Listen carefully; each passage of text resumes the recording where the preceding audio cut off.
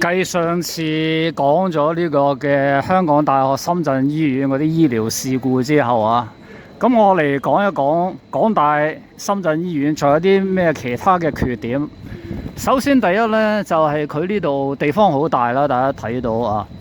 咁但係呢，佢出邊嘅車除咗員工嘅嗰啲電動車或者單車呢，同埋送外賣嗰啲車可以入嚟之外呢，咁大家見到呢，就冇嗰啲小黃嘅。或者係嗰啲咩跛啊、U 跛啊之類嘅嗰啲其他嘅出邊嗰啲單車可以踩入嚟啊！大家見到我面前停嘅全部都係佢員工嘅電動車或者單車或者送外賣嗰啲車啊！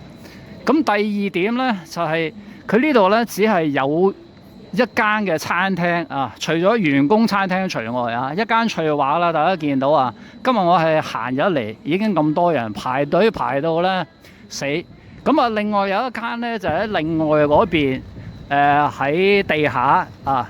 咁啊，咁大間醫院咧，只係有呢個嘅兩間餐廳係對外開放啊。咁啊，仲有啲咩咧？我陣間先講啊。嗱，頭先講咗啦，佢既然醫院可以俾員工嘅單車或者電動車入嚟咧，同埋俾送外賣嗰啲車入嚟咧，點解唔可以即係有嗰啲租嘅嗰啲單車啊？即係譬如話美團嗰啲單車啊，或者係阿里 Pay 嗰啲單車啊？咁你既然如果你係唔俾外人入嚟，即係搞到啲病人可能行路有危險嘅，咁你又俾啲外賣車入嚟？即係大家都知道咧，大陸嗰啲外賣車，你睇下佢揸車速度都幾快，好似我而家影住呢個啊。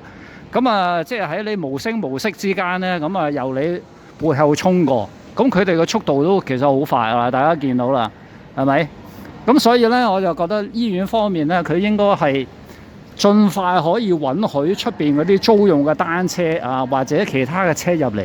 咁你如果老人家咪行餐死咯。你輪椅佢可能有得借嘅，咁但係佢始終數量有限噶嘛。咁啊頭先問咗嗰個住院便民服務中心啊，即係我話租電動輪椅啦，原來成間咁大嘅醫院咧都冇得租嘅。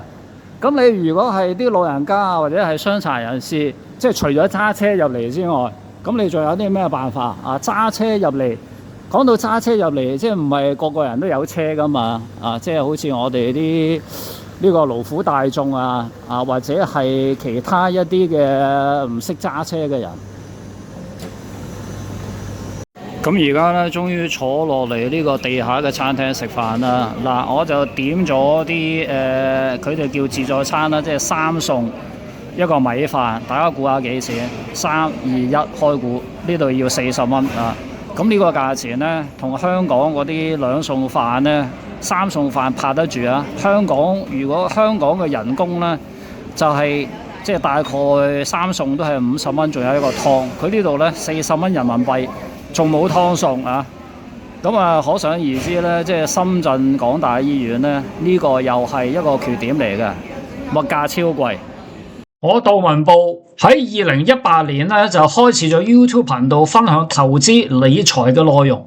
2024年咧開始咗 Patreon 分享經典嘅投資書籍、債券、股票、ETD 等等投資嘅實用資訊。投資嘅地點咧包括咗香港、日本、新加坡、英美、加澳、歐洲等地方，係目前為止唯一多幣種全方位投資、實時通報交易標的，同埋展示自己真實交易賬單嘅財經 YouTuber。絕非嗰啲只係喺 Excel 度話自己買咗成100萬嘅貨或者買咗啲咩股票啊等等嘅 YouTuber 同埋 Blogger 可比。咁免費嘅會員咧唔需要錢，可以睇晒所有免費嘅文章。普通嘅會員咧都係港幣40蚊一個月啊，咁可以睇高級會員嘅部分內容啦。今日嘅一杯咖啡嘅價錢咧，換取聽日嘅10個午餐嘅收入。咁高級會員咧只係需要港幣135蚊咁可以睇到債券、股票等等投資產品嘅詳細分析，同埋高級會員嘅買貨通知啊。咁因為咧我自己買債券、股票成交之後咧會發通知啊，可以盡快掌握賺錢嘅良機。咁而唔使好似其他嘅 YouTuber 或者係其他嘅Patreon 作者咧，要去到每個月月結嘅文章，你先至睇到佢哋買咗啲乜嘢啊。咁另外咧，仲有一啲嘅私信短答，譬如話離岸啊、在岸嘅資產配置、開戶口啊、睇病啊、白內障手術啊、內地打官司，咁呢啲咧全部都係我個人嘅親身經歷啊，咁啊十分之有價值，大家千祈唔好錯過。要投訴啊！呢度咧啲飯菜啊，咁啊而家係中午大概1點半左右。即係咧凍咗冇得加熱，佢又冇微波爐俾啲餐廳嘅顧客啊。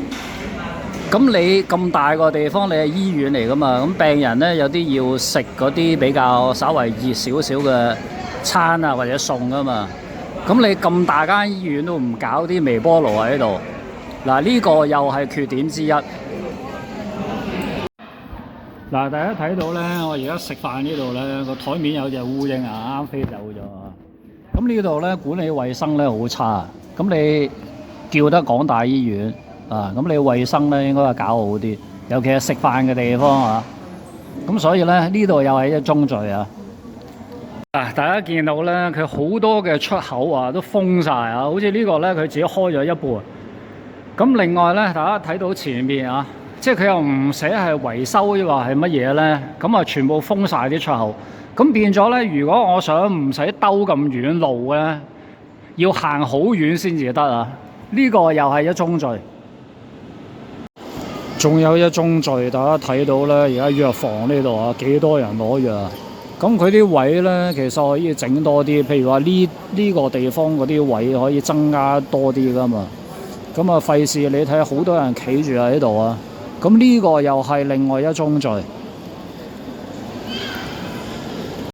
咁我哋嚟總結下我頭先講嘅港大深圳醫院嗰幾宗罪啊！嗱，第一點咧就係佢地方咁大，但係咧佢就唔俾嗰啲嘅單車啊、共享單車啊嗰啲入嚟，咁但係咧又俾佢職員嘅單車啊、電動車入嚟，呢個無可厚非啊，因為佢哋職員要返工。咁但係咧嗰啲快遞嗱，大家見到我影住嗰啲快遞咧，佢開得好快啊，橫衝直撞咧都可以入嚟。咁又唔俾嗰個共享單車入嚟，因為咧你如果除非你有車，如果唔係咧咁大地方你行路，尤其係老人家或者有啲病嘅病人咧，根本唔方便啊。咁呢個係第一點啦。咁第二點頭先講咗啦，嗰個餐廳嗰度咧嗰啲衞生嘅條件啦，同埋嗰個價錢咧都十分之唔理想啊，尤其係衞生嘅情況啊，因為你醫院嚟噶嘛，你唔係普通嗰啲嘅求其一間嘅嗰啲百貨公司啊嘛，咁人哋百貨公司都好過你啦，衞生情況。咁跟住咧就係嗰個嗰啲閘啊，佢封住晒咧，咁啊導致人哋行路咧好唔方便啊！咁啊呢個係即係第三點啦。跟住咧就係頭先大家見到我哋攞藥咧，就係排住咁多人，又唔整多啲位俾大家坐下啊！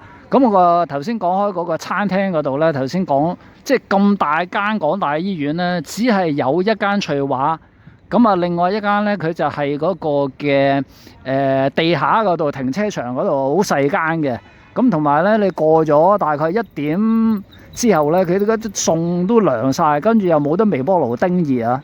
咁啊咁多宗罪咧，咁啊大家覺得有冇道理啊？